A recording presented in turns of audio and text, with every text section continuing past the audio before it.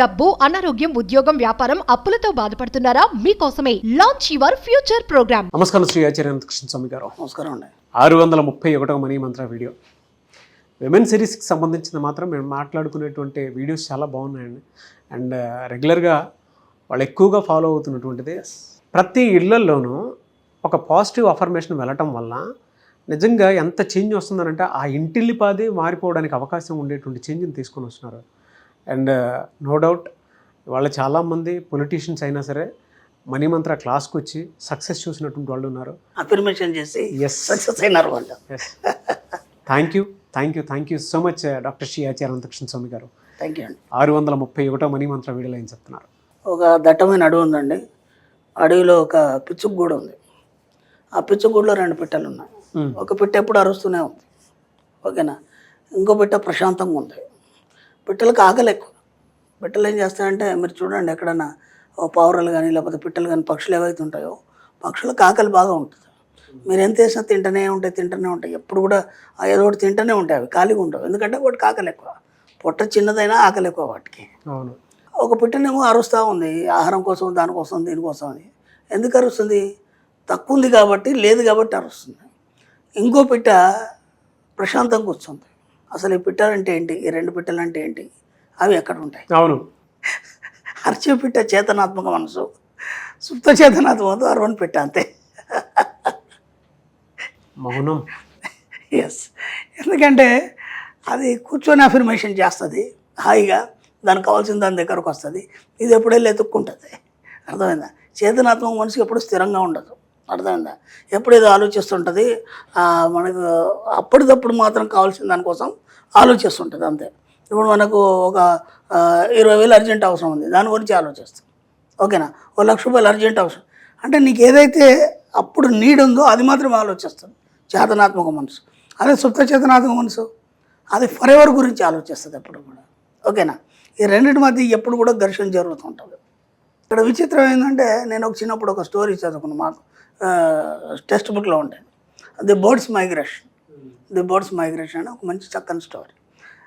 Birds migration వెళ్తాయి కదా ఎప్పుడు కూడా, ప్రతి సంవత్సరానికి ఇక్కడ నుంచి అక్కడికి, అక్కడి నుంచి ఇక్కడ మైగ్రేట్. ఇప్పుడు మన కొల్లెట్ సర్స్లో ఆ కొల్లెట్ కొంగలు వచ్చినట్టు అవి ఒక 6 నెలలు ఇక్కడ ఉంటాయి, తర్వాత మళ్ళీ వాటి ప్రాంతానికి వెళ్ళిపోతాయి. అలా బర్డ్స్ మైగ్రేషన్ అనేది ఎప్పుడు కూడా జరుగుతుంటుంది. కొన్ని ప్రాంతాలకి కొన్ని వేల కిలోమీటర్లు ప్రయాణం చేసి వెళ్తాయి అవి.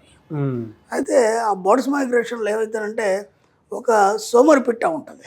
సోమరిపిట్ట అంటే అది జస్ట్ ఇమాజినేషన్ చేస్తుంది, దానికి ఏం కావాలను, అంతే తప్ప ఎప్పుడు కూడా ఇది ఈ చేతనాత్మక మనసులాగా, ఈ అరచేపిట్టలాగా ఉండదు అది. ఇవన్నీ ఏంటంటే, టైం వచ్చింది, ఈ కాలం మనకి ఇక్కడ ఆహారం ఉండదు, ఆహారాన్ని ఎత్తుకోవడానికి వేరే ప్రదేశానికి వెళ్ళాలి. కాబట్టి ఇది ఎటు వెళ్ళదు, ఆడే కూర్చుంటుంది.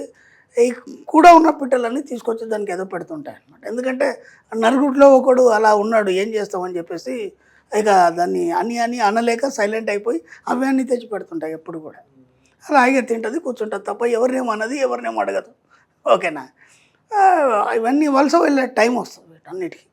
వచ్చినప్పుడు అంటే నువ్వు కూడా మాతో వచ్చేస్తే మాతో పాటు ఉండొచ్చు. ఇదంటది అన్ని వేల ప్రయాణం, 1000 కిలోమీటర్లు ఎవడు ప్రయాణం చేస్తాడు, మీరు వెళ్ళండి నేను రానంటది. ఇక్కడ ఉంటే చచ్చిపోతావు, ఎందుకంటే ఇక్కడ వాతావరణం చేంజ్ అయిపోతుంది, 2 ఆహారం దొరకదు.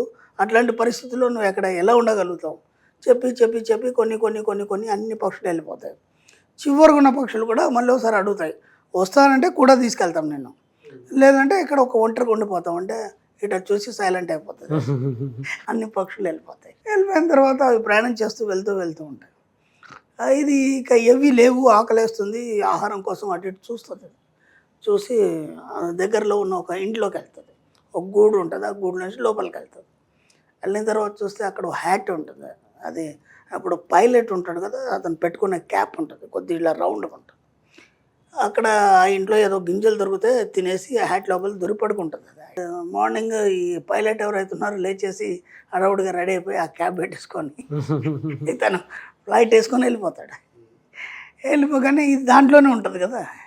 అక్కడికి వెళ్ళిపోయిన తర్వాత మళ్ళీ అక్కడ రూమ్లోకి వెళ్ళిపోయి రెస్ట్ తీసుకుంటుంటే ఇది దాంట్లో బయటకు వచ్చేసి మళ్ళీ అటు బయటకు వచ్చేసి ఓ చెట్టు మీద కూర్చుంటుంది. కూర్చున్న తర్వాత ఒక 3-4 రోజుల తర్వాత దీన్ని ఫ్రెండ్స్ ఉంటాయి కదా, అవన్నీ అవన్నీ ఎగురుకుంటూ అక్కడికి వచ్చి దీన్ని చూసి ఆశ్చర్యపోతాయి. అదేంటి నువ్వు అక్కడే ఉన్నావు కదా, మాకంటే ముందు ఎలా వచ్చేసావు? అర్థమైందా? మాకంటే ముందు ఎలా వచ్చేసావు నాకు అర్థం కాదంటే అప్పుడు అది చెప్తుంది ఇది ఇలా వచ్చానని చెప్పేసి. అంటే దాని ఇమాజినేషన్, దాని యొక్క అఫర్మేషన్ ఏదైతుందో, నేను ఎలా ఉన్నా సరే నాకు అన్నీ నా దగ్గరికి వస్తాయి లేదా నాకు అన్నీ అనుకూలం అవుతాయి. అర్థమైందా? మనం అఫర్మేషన్లు చెప్తాం అనమాట. కూర్చున్న దగ్గరనే నాకు అన్నీ వస్తాయి, నాకు అన్నీ అనుకూలిస్తాయి, నాకు అందరూ సహకరిస్తారు. దాని అఫర్మేషన్ ఎంత బాగా పనిచేసింది. అంటే అలా సమూరిగా కూర్చోమని కాదు, అవును, మీకు కావాల్సిన దాన్ని ఊహించుకోమని చెప్తున్నాను. ఎస్. కాబట్టి ఇక్కడ ఏమవుతుందంటే ఈ యొక్క చేతనాత్మక మనసుకి సుప్త చేతనాత్మక మనసుకి ఈ రెండింటికి ఎప్పుడు ఘర్షణ జరుగుతూనే ఉంటుంది. ఈ ఘర్షణలో భాగంగా ఏమవుతుందంటే ఎప్పుడు కూడా అలజడితోని నేను డిస్టర్బ్ చేస్తూ ఉంటుంది చేతనాత్మక మనసు. అంటే ఎక్కడ కూడా ప్రశాంతంగా ఉండనివ్వదు. రేపు ఎలా అనే ఆలోచన కలిగి ఉండడం, అలాగే మనకు రేపు ఏదైనా దొరుకుతుందా లేదా అనే భయం ఒకటి, అలాగే మనం సంపాదిస్తామా లేదా అనే ఒక భయం ఒకటి. ఇవాళ సంపాదించింది ఖర్చు అయిపోతే రేపు పరిస్థితి ఏంటి? అంటే ఎన్ని రకాలుగా ఏనాడు కూడా ప్రశాంతంగా ఉండకుండా నేను ఎప్పుడు కూడా డిస్టర్బ్ చేస్తూనే ఉంటుంది. ఎందుకు చేస్తుంటుంది? ఇదంతా సమాజం గురించి, నువ్వు ఉన్న పరిస్థితుల గురించి, నీ చుట్టుపక్కల గురించి ఇది నిరంతరం ఆలోచిస్తుంది. అదేం ఆలోచిస్తుంది సుప్త చేతనాత్మక మనసు? ఎప్పుడు స్థిరంగా ప్రశాంతంగా పరిపూర్ణత గురించి ఆలోచిస్తుంది. కాబట్టి ఇవి రెండింటికి ఎప్పుడు కూడా పడదు. ఇప్పుడు ఏం చేయాలంటే ఇది ఎంత అరుస్తుందో ఆ సుప్త చేతనాత్మక మనసు అనే పెట్ట దీన్ని ఎప్పుడు కూడా అనగదొక్కాలి మెల్లిగా మెల్లిగా మెల్లిగా. అలా అలా అలా అలా మెల్లిగా మెల్లిగా మేము అనదొక్కినప్పుడు ఏమవుతుందంటే ఇప్పుడు చిన్న పిల్లాడు ఉన్నాడు, బాగా అల్లరి చేస్తాడు. తల్లి ఏం చేస్తుంది? మెల్లిగా ఒళ్ళోకి తీసుకొని మెల్లిగా జుజ్జు కొడుతూ ఉంటుంది. అలా 1, 2, 3, 4 వాడు అరుస్తూనే ఉంటాడు, ఏడుస్తూనే ఉంటాడు. అయినా సరే ఏదో కథలు చెప్తూ అలా కాలు ఇలా ఇలా అనుకుంటూ బొజ్జు కొడుతూనే ఉంటుంది. అలా కొట్టినప్పుడు ఏమైపోతే సైలెంట్ అయిపోయి హాయిగా నిద్రపోతారు. కాబట్టి సుప్త చేతనాత్మక మనసుని మనం డామినేట్ చేస్తూ చేతనాత్మక మనసుని పడుకోబెట్టాలి. పడుకోబెట్టినప్పుడు ఏమవుతుందంటే చేతనాత్మక మనసు సుప్త చేతనాత్మక మనసుతో తోడైపోయి సుప్త చేతనాత్మక మనసు ఏదైతే డిజైన్ చేసిందో దాన్ని వినడం అనేది మొదలవుతుంది. ఇప్పుడు ఏమైపోతుంది? 2 పిట్టలు ఒకటైపోయి ఆత్మ ఒకటైపోతుంది. అది ఏదైనా సాధిస్తుంది ప్రపంచం. కాబట్టి ఎప్పుడు కూడా ఈ ఘర్షణను తగ్గిస్తూ సుప్త చేతనాత్మక మనసు చెప్పేది ఏదైతే వింటామో అప్పుడు నీ జీవితం అనేది బాగుపడుతుంది. అదే ఫ్యాంటాస్టిక్ స్టోరీ అండ్ ఇందులో చాలా విషయాలు నేర్చుకునేటువంటి లైఫ్ లెసన్స్ ఉన్నాయి. ఇప్పుడు ఎలా ఏ విధంగా ఉండాలి, మనల్ని మనం ఎలా మార్చుకోవాలి, ఎలా మనల్ని మనం పరిశోధన చేసుకోవాలి, సమీక్ష ఎలా చేసుకోవాలి అనేటువంటి దానికి కూడా చాలా ఆన్సర్స్ దొరికేది. అలజడి ఎక్కువ ఉంటుంది కదా మనకి. రేపు ఎలా వాళ్ళు సంపాదిస్తున్నారు, మనం సంపాదించలేదే, మనం ఎప్పుడు సంపాదిస్తాము, అనుకున్న గోల్ ఎప్పుడు రీచ్ కాగలుగుతాం, ఎప్పుడు ఇదే ఆలోచనలు ఉంటాయి కదా మనకి. ఎస్. వాటన్నిటిని మనం రీచ్ కావాలనుకున్నప్పుడు ఏం చేయాలంటే ముందు నువ్వు ప్రశాంతంగా కూర్చోవాలి. అవన్నింటిని పక్కన పెట్టేసి నేను గతంలో ఒక వీడియోలో చెప్పాను స్థిరీకరణ ఏంటంటే మీ ఏవైతే ఆలోచనలు అన్నింటిని పక్కన పెట్టేసి ఇప్పటిదాకా ఉన్న గందరగోళం అంతా పక్కన పెట్టేసి ఒక్కసారి మీరు ఇందాక చెప్పినట్టు సమీక్ష చేసుకోవాలి మీ లైఫ్ని. నువ్వు ప్రశాంతత చెందినప్పుడు కదా దాంట్లోంచి ఒక్కొక్కటి బయటకు వస్తుంది. ఆటోమేటిక్గా మీరు కోరుకునే సిద్ధించడం జరుగుతుంది. ఎస్, అదే. ఫ్యాంటాస్టిక్ అండి. Thank you sir. Thank you so much doctor C Acharya Swamy గారు. థ్యాంక్ యూ అండి. సార్, చాలామంది మహిళలు మీ క్లాసెస్కి అటెండ్ అవ్వాలి అనుకుంటున్నారు. సబ్జెక్ట్ని ఇంకా దగ్గర నుంచి చూసి విని రాసుకొని వాళ్ళ జీవితాల్లో పాటించాలనుకునే వాళ్ళు చాలామంది ఏ ఏరియాలో ఎప్పుడెప్పుడు కండక్ట్ చేయబోతున్నారు? ఈ మధ్య కాలంలో ఏమైనా క్లాసెస్ ఉండబోతున్నాయా? ఓకేనమ్మా, మనకి 2024 అమ్మా, మనకి ఇప్పుడు 23 జూన్ విశాఖపట్నంలో ఉంటుందమ్మా. అలాగే 30 జూన్ మనకి తిరుపతిలో ఉంటుంది. ఓకే. 7 జూలై రాజమండ్రిలో ఉంటుందమ్మా.